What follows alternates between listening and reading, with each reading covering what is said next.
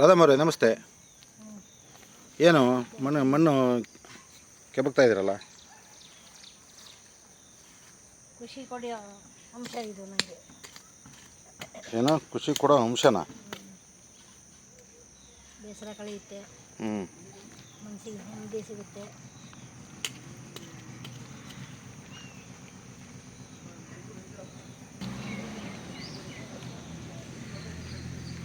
ಏನು ಮೆಣಸಿನ ಗಿಡ ನೆಡ್ತಾ ಇದ್ದೀರಾ?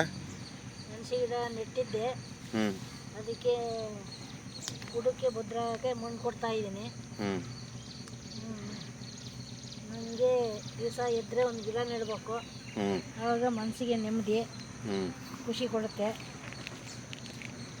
ಈ ದಿನನಿತ್ಯದ ನನ್ನ ಕಾರ್ಯಕ್ರಮ ಎದ್ದರೆ ಒಂದು ಗಿಡ ನೆಡೋದು. ದಿವಸ ಗಿಡ ನೆಡ್ತೀರಾ? ದಿವಸಕ್ಕೊಂದು ಗಿಡ ನೆಡ್ತೀನಿ, ಏನಾದರೂ ಸರಿ. ಬೆಂಗಳೂರಲ್ಲಿ ಹೆಂಗೆ ನೆಡ್ತೀರಾ? ಸಿಟಿ ಒಳಗಡೆ ಪಾಟಲ್ಲಿ ಬೆಳೆಸಿದ್ದೀನಿ. ಪಾಟಲ್ಲೇ ತರಕಾರಿ ಬೆಳ್ಕೊತೀನಿ, ಹೂವು ಬೆಳ್ಕೊತೀನಿ. ನಾನು ಪೂಜೆಗೆ ಹೂವು ಕೊಂಡು ಎಷ್ಟೋ ವರ್ಷ ಆಯಿತು ಕೊಂಡು, ನಾನೇ ಸ್ವತಃ ಬೆಳ್ಕೊಂಡು ಬೇಕಾದಷ್ಟು ಹೂವು ಸಿಗುತ್ತೆ. ಬೇರೆ ಬೇರೆ ವಿಧವಾದ ಹೂವೆಲ್ಲ ತರಕಾರಿ ಎಲ್ಲ ಬೆಳೆಸ್ತೀನಿ. ಪಾಟ ಸುಮಾರು ವರ್ಷದಿಂದ ಬೆಳೆಸ್ತೀನಿ. ಈ ಗಿಡದಿಂದ ಅರ್ಧ ನಾನು ಖುಷಿಯಾಗಿದ್ದೀನಿ. ಗಿಡದಿಂದ ಖುಷಿಯಾಗಿದ್ದೀರಾ ಅಥವಾ ಆಪ್ರೇಷನ್ ಮಾಡಿಸ್ಕೊಂಡು ಖುಷಿಯಾಗಿದ್ದೀರಾ?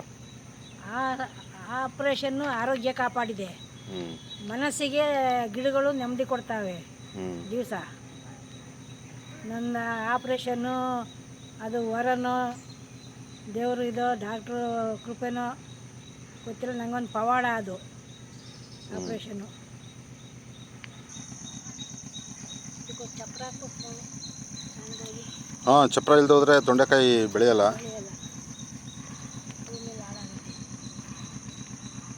ಕಾಲಿಗೆ ಸಿಕ್ಕಿ ತೊಳೆದು ಹಾಳಾಗುತ್ತೆ.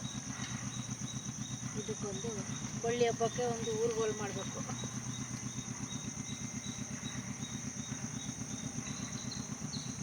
ತೊಂಡೆಕಾಯಿ ಗಿಡ ನೀವೇ ನೆಟ್ಟಿದ್ದ? ಇಲ್ಲ, ಅಮ್ಮ ಹಾಕಿದ್ರು. ನಾನು ಬಂದಾಗೆಲ್ಲ ಅದಕ್ಕೆ ಕಳೆ ತೆಗೆದು ಗೊಬ್ಬರ ಹಾಕಿ ನೀರು ನಿಲ್ಲಂಗೆ ಪಾತಿ ಮಾಡಿ ಹೋಯ್ತಾ ಇದ್ದೆ. ಬೆಂಗಳೂರಲ್ಲಿದ್ದಾಗ ಪಾಟಲ್ಲಿ ಬೆಳಿತೀನಿ. ಇಲ್ಲಿಗೆ ಬಂದಾಗ ಈ ಥರ ಖುಷಿ ಮಾಡ್ತೀನಿ.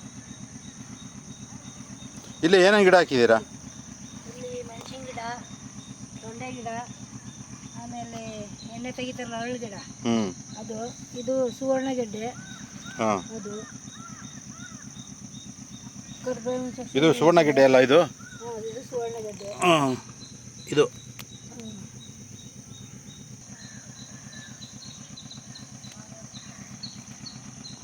ಪಪ್ಪಾಯಿ ಗಿಡ ಹಾಕಿದ್ದೀರಲ್ಲ? ಪಪ್ಪಾಯಿ ಹಾಕಿದ್ದೀನಿ. ಇದು ಅವರೇ? ಎಂಥ ಅವರೇ ಅದು? ನಾಟಿ ಅವರೇ. ಎಣ್ಣೆ ತೆಗಿಯೋ ಅಳು ಗಿಡನೂ ಆ ಕಡೆ ಹಾಕಿದ್ದೀನಿ, ಆಗಲ ಗಿಡ ಹಾಕಿದ್ದೀನಿ. ಇಷ್ಟು ದಿವಸ ಮಳೆ ಇರಲಿಲ್ಲ, ಇವಾಗ ಮಳೆ ಚೆನ್ನಾಗಿ ಬಂದಿದೆಯಲ್ಲ? ಚೆನ್ನಾಗಿ ಬಂದೈತೆ. ಈಗ ನಂದು 2 ಕಡೆ ವಾಸ ಆಗಿರೋದ್ರಿಂದ ಇಲ್ಲಿ ಬಂದಾಗ ಇಲ್ಲಿ ಮಾಡ್ತೀನಿ, ಬೆಂಗಳೂರಿಗೆ ಹೋದಾಗ ಪಾಟಲ್ಲಿ ತರಕಾರಿ ಬೆಳಿತೀನಿ. ಸೊಪ್ಪು ಬೆಳಿತೀನಿ ಪಾಟಲ್ಲೇ.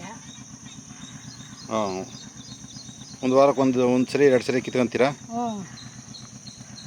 ವಾರಕ್ಕೊಂದು ದಿವಸ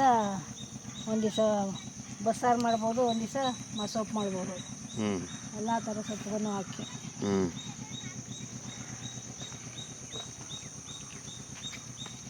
ಪಾಟಲ್ಲಿ ಚಪ್ಪರದವರೆಕಾಯಿ ಅದೆಲ್ಲ ಐತೆ, ಹೀರೆಕಾಯಿ ಗಿಡ, ಕುಂಬಳ ಬಳ್ಳಿ ಎಲ್ಲ ಹಾಕಿದ್ದೀನಿ.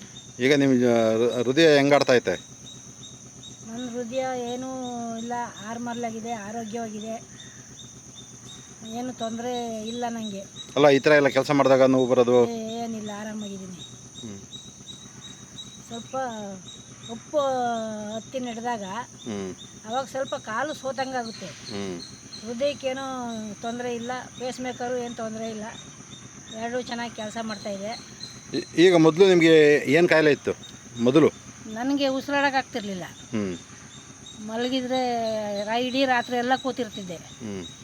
ಆಮೇಲೆ 4-5 ದಿನ ಬಿಟ್ಕೊಂಡು ಹೊರಕೊಂಡು ಕೂತ್ಕೊಳ್ಳಿ, ಮಲ್ಗೋಕ್ಕೆ ಆಗ್ತಿರ್ಲಿಲ್ಲ, ಹ್ಞೂ ಊಟ ಸೇರ್ತಾ ಇರಲಿಲ್ಲ. ಹ್ಞೂ ಯಾವಾಗ? ಆಪ್ರೇಷನ್ ಮೊದಲು. ಹ್ಞೂ ಅಲ್ಲ, ಅದಕ್ಕಿಂತ ಮೊದಲು ಒಂದು 25 ವರ್ಷದ ಹಿಂದಿಂದ ಹೇಳಿ. ಹಿಂದಿಂದು ಆವಾಗ ನನಗೆ ಬೆಸ್ಟ್ ಕ್ಯಾನ್ಸರ್ ಆಗಿತ್ತು. ಏನೋ ಬೆಸ್ಟ್ ಕ್ಯಾನ್ಸರು. ಹಾಂ, ಬ್ರೆಸ್ಟ್ ಕ್ಯಾನ್ಸರು. ಹಾಂ, ಹ್ಞೂ ಕಿದ್ವೈನಲ್ಲಿ ಆಪ್ರೇಷನ್ ಆಯಿತು 97ನೇ ಇಸ್ವಿಲಿ. ಹ್ಞೂ ಅದು ಈಗ ಅದರದ್ದು ತೊಂದರೆ ಏನಿಲ್ಲ, ಆರಾಮಾಗಿದ್ದೀನಿ. ಹ್ಞೂ ಆಮೇಲೆ 2 ಸಲ TB ಆಗಿತ್ತು ನನಗೆ, ಹ್ಞೂ ಅದರಿಂದನೂ ಚೇತರಿಸ್ಕೊಂಡೆ. ಹ್ಞೂ ಆಮೇಲೆ ಇನ್ನೊಂದು ನಾಗರದ್ದು ಏನು ಹೇಳ್ತಾರಲ್ಲಪ್ಪ,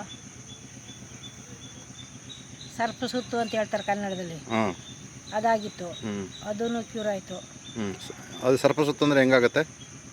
ಅದು ಇದು ಗುಳ್ಳೆ ಆದಂಗೆ ಇಲ್ಲಿ ಹ್ಞೂ ಆಗುತ್ತೆ. ಈ ನಾಗರ ಹುಣ್ಣಾದರೆ ಆಗುತ್ತಲ್ಲ, ಹ್ಞೂ ಹಂಗೆ ಆಗುತ್ತೆ ಹ್ಞೂ ಸರ್ಪ ಸುತ್ತು ಅಂತ. ಆಮೇಲೆ ಆಮೇಲೆ ಶುಗರ್ ಇದೆ 15 ವರ್ಷದಿಂದ, 15-16 ವರ್ಷದಿಂದ. 15-16 ವರ್ಷದಿಂದ ಇದೆಯಾ ಶುಗರು? ಹಾಂ, ಶುಗರ್ ಇದೆ. ಹ್ಞೂ 2004ನೇ ಇಸ್ವಿಯಿಂದನೇನೋ ಇದೆ. ಹ್ಞೂ ಅದ್ರದ್ದು ಏನು ಪ್ರಾಬ್ಲಮ್ ಇಲ್ಲ ನನಗೆ, ಹ್ಞೂ ಆದಷ್ಟು ನಾರ್ಮಲ್ ಆಗಿರುತ್ತೆ. ಹ್ಞೂ ಏನು ಫುಡ್ಡಲ್ಲಿ ಸ್ವಲ್ಪ ವೇರಿಯೇಷನು. ಫುಡ್ಡಲ್ಲಿ ಅವಾಯ್ಡ್ ಮಾಡ್ಕೊತೀರಾ? ಹ್ಞೂ ಒಂದು ಫಸ್ಟು ಅರ್ಧ ಮಾತ್ರೆ ತಗೋತಾ ಇದ್ದೆ ಒಂದು ಟೈಮು, ಈಗ 1 ಮಾತ್ರೆ ತಗೋತಾ ಇದ್ದೀನಿ ಬೆಳಿಗ್ಗೆ ತಿಂಡಿಗಿನ ಮೊದಲು. ಅದ್ರದ್ದು ಏನು ಪ್ರಾಬ್ಲಮ್ ಇಲ್ಲ. ಮೊನ್ನೆ ಚೆಕಪ್ ಎಲ್ಲ ಮಾಡಿಸ್ದೆ, ECG ಅದೆಲ್ಲ ಮಾಡಿಸ್ದೆ, ನಾರ್ಮಲ್ ಆಗಿದೆ. ಯಾಕೋ ಎಲ್ಲ ಮಾಡಿದರು, ಹೃದಯ ಚೆನ್ನಾಗಿ ಕೆಲಸ ಮಾಡುತ್ತೆ ಅಂತ ಹೇಳಿದರು. ಚೆನ್ನಾಗಿದ್ದೀನಿ ಆರೋಗ್ಯಕ್ಕೆ. ಸ್ವಲ್ಪ ಉಪ್ಪದು ಹತ್ತಿದಾಗ ಕಾಲು ಸೋತಂಗೆ ನೋವು ಆಗುತ್ತೆ ಅಷ್ಟೇ. ಕಾಲು ಸೋಲುತ್ತೆ, ಹೃದಯ ಸೋಲಲ್ಲ. ಹೃದಯ ಸೋಲಲ್ಲ. ಲೆವೆಲ್ ರೋಡಲ್ಲಿ ನಡೆದ್ರೆ ಅದು ಪ್ರಾಬ್ಲಮ್ ಇಲ್ಲ. ಸ್ವಲ್ಪ ಉಪ್ಪಲ್ಲಿ ಹತ್ತಿದಾಗ ಹಳ್ಳ ದಿಣ್ಣೆ ಇರುತ್ತಲ್ಲ, ಅಂಥ ಟೈಮಲ್ಲಿ ಸ್ವಲ್ಪ ಕಾಲು ಸೋತಂಗಾಗುತ್ತೆ ನೋವು. ರಾಧಮ್ಮರೇ, ನಿಮಗೆ ಎಷ್ಟು ವಯಸ್ಸು? ನನಗೆ ಇವಾಗ 71ನೇ ವರ್ಷ ನಡೀತಾ ಇದೆ. 71ಕ್ಕೆ ಎಲ್ಲ ಕಾಯಿಲೆಗಳನ್ನು ನೋಡಿದ್ರಿ? ಹಾಂ, ಪಟ್ಟಿ ಎಷ್ಟು ದೊಡ್ಡ ಪಟ್ಟಿ ಆಗುತ್ತೆ ನನ್ನ ಕಾಯಿಲೆಗಳ ಹೆಸರು. ಮೊದಲನೇ ಕಾಯಿಲೆ ಬಂದಿದ್ದೆ ಆಸ್ಪತ್ರೆಗೆ ತೋರಿಸಿದ್ದೆ ಕ್ಯಾನ್ಸರ್ಗೆ? ಕ್ಯಾನ್ಸರ್ಗೆ. ಹಾಂ, ಬ್ರೆಸ್ಟ್ ಕ್ಯಾನ್ಸರ್. Breast cancer. ಅದು ಫುಲ್ ರಿಮೂವ್ ಮಾಡಿದ್ರು ಒಂದನ್ನ? ಒಂದು ಫುಲ್ ರಿಮೂವ್ ಮಾಡಿದ್ರು. ವರ್ಷಕ್ಕೊಂದ್ಸಲ ಫಸ್ಟ್ 6 ತಿಂಗಳಿಗೊಂದ್ಸಲ ಚೆಕಪ್ ಕರೆದಿದ್ರು. ಈಗ ವರ್ಷಕ್ಕೊಂದ್ಸಲ ಬನ್ನಿ ಅಂತ ಹೇಳಿದ್ರು. ಇತ್ತೀಚೆಗೆ ಸುಮಾರು ದಿವಸದಿಂದ ಏನೂ ತೊಂದರೆ ಇಲ್ಲ, ನಾರ್ಮಲ್ ಆಗಿದ್ದೀನಿ. ಅದಕ್ಕೆ ಈಗೇನು ಟ್ರೀಟ್ಮೆಂಟ್ ತಗೋತಾ ಇಲ್ಲ, ಮಾತ್ರೆ ಅದು ಇದು ಏನು. ಆಗ ರೇಡಿಯೇಷನ್ನು, ಇಂಜೆಕ್ಷನ್ ಎಲ್ಲ ಕೊಟ್ಟರು. ಈಗ ಮೈಸೂರಿನ ಜಯದೇವ ಹಾಸ್ಪಿಟ್ಲಲ್ಲಿ ನಿಮಗೆ ಒಂದು ಮೇಜರ್ ಸರ್ಜರಿ ಮಾಡಿದರು ಅಂತ, ಅವಾಗ ಯಾರ್ಯಾರಿದ್ರು ಡಾಕ್ಟ್ರು? ಡೈರೆಕ್ಟ್ರು ಸದಾನಂದ್ ಅಂತ ಇದ್ದರು, ವೀಣಾ ನಂಜಪ್ಪ ಅಂತ ಅವರು. ನನ್ನ ಆಪ್ರೇಷನ್ ದಿವಸ ಬೆಂಗಳೂರಿಂದ ಡಾಕ್ಟ್ರ್ ಮಂಜುನಾಥ್ ಟೀಮ್ ಬಂದಿತ್ತು, 4-5 ಜನ. ಎಲ್ಲರೂ ಒಟ್ಟಿಗೆ ಸೇರಿ ನನಗೆ ಆಪ್ರೇಷನ್ ಮಾಡಿ ಸಕ್ಸಸ್ ಮಾಡಿದರು. ಅವ್ರಿಗೆಲ್ಲ ಧನ್ಯವಾದಗಳು ಹೇಳ್ಬೇಕು. ಅಲ್ಲ, ನಿಮಗೆ ಇಷ್ಟೆಲ್ಲ ಆದ್ರೂ ಮತ್ತೆ ತಿರುಗಾಡ್ತೀರಾ, ಕೆಲಸ ಮಾಡ್ತೀರಾ, ಮತ್ತು ಇದೇನು ಯಾಕೆ ನಿಮ್ಮ ಯೋಚನೆಯಿಂದಲ ಅಥವಾ ಡಾಕ್ಟ್ರ ಮಾತ್ರೆಗಳಿಂದಲ? ಅದೇ ಹೇಳಿದ್ನಲ್ಲ, ಇದು ನನಗೆ ಪವಾಡ ಅನಿಸಿದೆ. ಯಾವುದರಿಂದ ನಾನು ಇಷ್ಟರ ಮಟ್ಟಿಗೆ ಚೇತರಿಕೆ ಆದ ಅಂತ ಗೊತ್ತಾಗಿಲ್ಲ. ಅದರಲ್ಲಿ ನನ್ನ ಆರೋಗ್ಯ ಚೇತರಿಕೆಯಲ್ಲಿ ಡಾಕ್ಟ್ರುಗಳದ್ದು ಮಹತ್ವ ಪಾತ್ರ ಇದೆ. ಅವರು ಸರಿಯಾಗಿ ನನಗೆ ಟ್ರೀಟ್ಮೆಂಟು ಸಿಗದೇ ಇದ್ದಿದ್ರೆ ಇವತ್ತು ನಾನು ಇರ್ತಿರಲಿಲ್ಲ. ಇದು ಒಂಥರ ದೈವ ಕೃಪೆ ಅಂತಾರಲ್ಲ, ಹಂಗೆ ನನಗೆ ಡಾಕ್ಟ್ರ್ ಕೃಪೆ ಅನ್ನಂಗೆ ಆಗಿದೆ. ಬೆಂಗಳೂರಲ್ಲಿ ನಿಮ್ಮ ಮನೆ ಗ್ರೌಂಡ್ ಫ್ಲೋರಲ್ಲೇ ಇದೆಯಾ? ಇಲ್ಲ, ಫಸ್ಟ್ ಫ್ಲೋರಲ್ಲಿ ಐತೆ. ರೈಲ್ವೆ ಮೆಟ್ಲು ಹತ್ತುತ್ತೀರಾ, ಇಳಿತೀರಾ? ಹಾಂ, ಇಳಿತೀನಿ. ಫಸ್ಟ್ ಫ್ಲೋರು, ಸೆಕೆಂಡ್ ಫ್ಲೋರಲ್ಲಿ ಗಿಡ ಇಟ್ಟಿದ್ದೀನಿ. ಬೆಳಗ್ಗೆ ಒಂದು ಸಲ, ಸಂಜೆ ಒಂದು ಸಲ ಗಿಡಗಳಿಗೆ ನೀರು ಹಾಕಿ ಅವಕ್ಕೆ ಕಳೆ ಅದು ಎಲ್ಲ ಮಾಡಿ ನೋಡ್ಕೊಂಬರ್ತೀನಿ. ಅದೇ ನಂಗೆ ವಾಕು. ಹಂಗಾರೆ 3 ಫ್ಲೋರು ಹತ್ತುತ್ತೀರಾ, ಇಳಿತೀರಾ? ಹಾಗೇನು ನಂಗೆ ಸುಸ್ತು ಏನೋ ಅನ್ಸಲ್ಲ. ದಿವಸಕ್ಕೆ 2 ಸರಿ 3 ಫ್ಲೋರ್ ಹತ್ತುತ್ತೀರಾ, 3 ಫ್ಲೋರ್ ಇಳಿತೀರಾ? ಬೆಳಗ್ಗೆ ಒಂದು ಸಲ ಹೋಗ್ತೀನಿ, ಸಂಜೆ ಒಂದು ಸಲ ಹೋಗ್ತೀನಿ. ಅದೇ ವಾಕ್ ಥರ ಆಗುತ್ತೆ ನನಗೆ. ಬೆಂಗಳೂರು ರೋಡಲ್ಲಿ ವಾಕ್ ಮಾಡೋಕ್ಕಾಗಲ್ಲ. ಪಾರ್ಕೆಲ್ಲ ತುಂಬ ಇಳಿಜಾರಲ್ಲಿ ಮೆಟ್ಲು ಹತ್ತಿ ಹೋಗ್ಬೇಕು. ಅಪ್ಪಿದೆ, ಹಂಗಾಗಿ ನಾನು ಪಾರ್ಕಿಗೆ ವಾಕ್ ಮಾಡೋಕ್ಕೆ ಹೋಗಲ್ಲ. ಇವಾಗ ನೀವು ಏನೇನು ತರಕಾರಿ ಬೆಳಿತೀರಾ?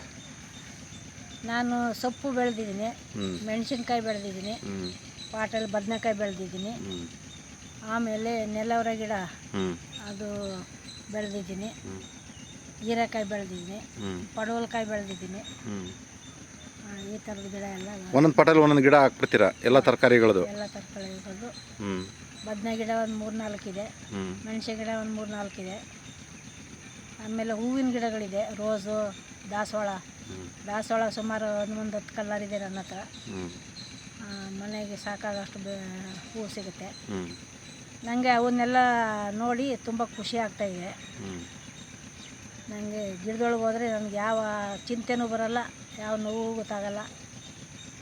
ಆರಾಮಾಗಿ ಗಿಡದೊಳಗೆ ಕೆಲಸ ಮಾಡ್ಕೊಂಡಿರ್ತೀನಿ. ಹ್ಞೂ ಮನೆಯಲ್ಲಿ ಬಟ್ಟೆ ಒಗ್ದಿದ್ರೆ ಒಣಗಾಕಿರ್ತಾರೆ, ತಂದು ಮಡಿಸಿರ್ತೀನಿ ಮನೇಲಿ. ಹ್ಞೂ ಮನೆ ಕೆಲಸ ಏನೇನು ಮಾಡ್ತೀರಾ?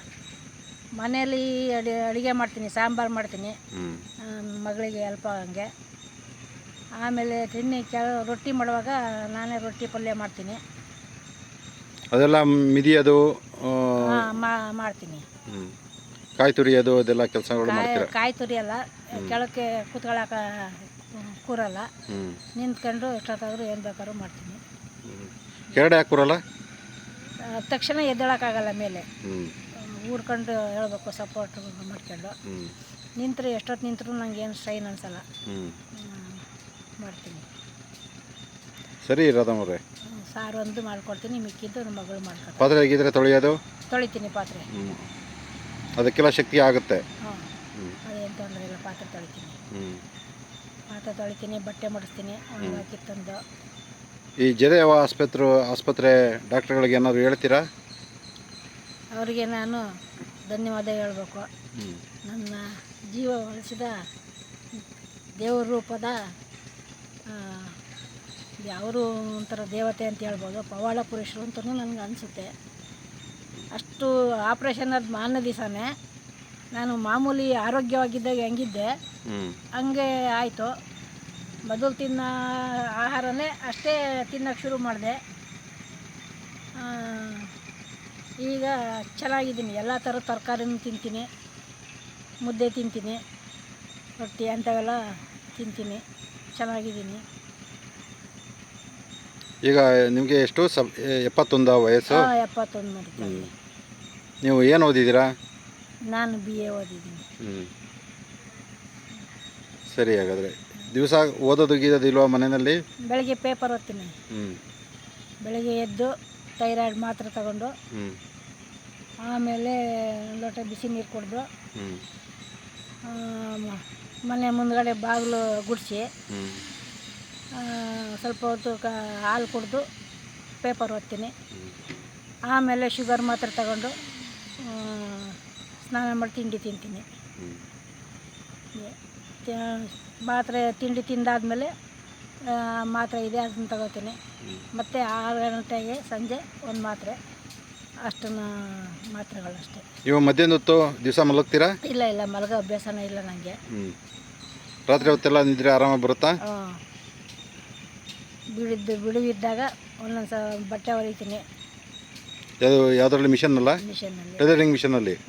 ಹಾಂ. ಅಥವಾ ಕೈ ಕೆಲಸನ? ಕೈ ಕೆಲಸನೂ ಮಾಡ್ತೀನಿ, ಬರುತ್ತೆ. ಟೈಲರಿಂಗ್ ಕೆಲಸನೂ ಮಾಡ್ತೀನಿ. ಎಂಬ್ರಾಯ್ಡ್ರಿ ಕ್ಲಾಸ್ಗೂ ಹೋಗ್ತಾ ಇದ್ದೆ ಹಿಂದೆ, ಟೈಲರಿಂಗ್ ಕ್ಲಾಸ್ಗೂ ಹೋಗ್ತಾ ಇದ್ದೆ.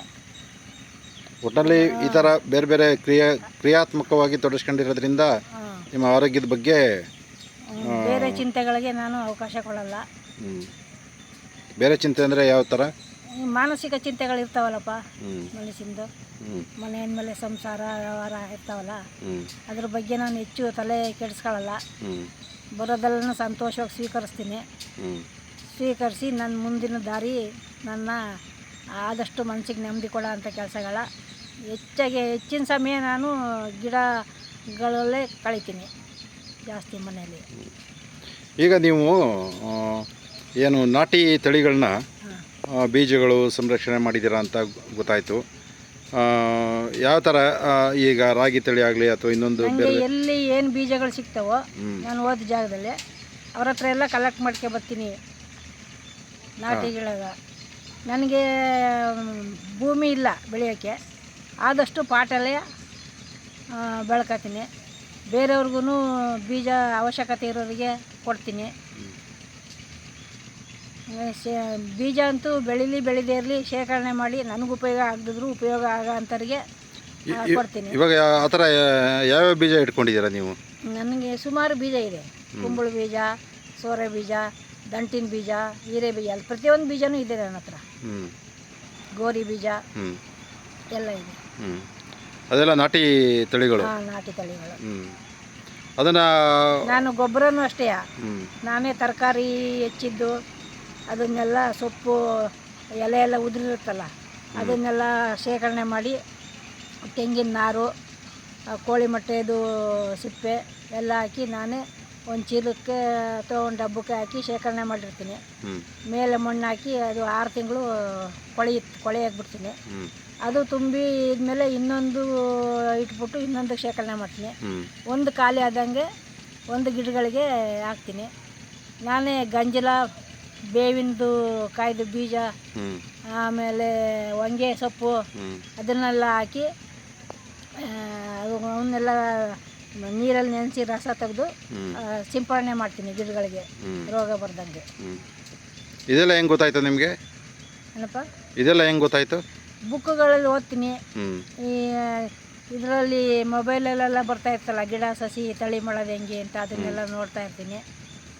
ನಾನು ಚಿಕ್ಕದ್ರಿಂದನೂ ನನಗೆ ಗಿಡ ನೆಡೋದು ಒಂಥರ ಹಾಬಿ, ಅದು ಇಷ್ಟ. ಸಣ್ಣ ಹುಡುಗಿಯಿಂದನೂ ಹಾಲು ಕರಿಯೋದು, ಬೆಣ್ಣೆ ತೊಟ್ಟೋದು, ಆ ಥರದ ಕೆಲಸಗಳು ನನಗೆ ತುಂಬ ಇಷ್ಟ. ಮಾಡ್ರನ್ ಕೆಲಸಗಳು ಅವೆಲ್ಲ ಅಷ್ಟು ಅವುಗಳ ಮೇಲೆ ಅಷ್ಟೊಂದು ಇಂಟ್ರೆಸ್ಟ್ ಇಲ್ಲ. ಫೇಸ್ಬುಕ್ ನೋಡ್ಕೊಂಡು ಅಡಿಗೆ ಕಲಿಯೋದು ಆ ಥರ ಏನಿಲ್ಲ.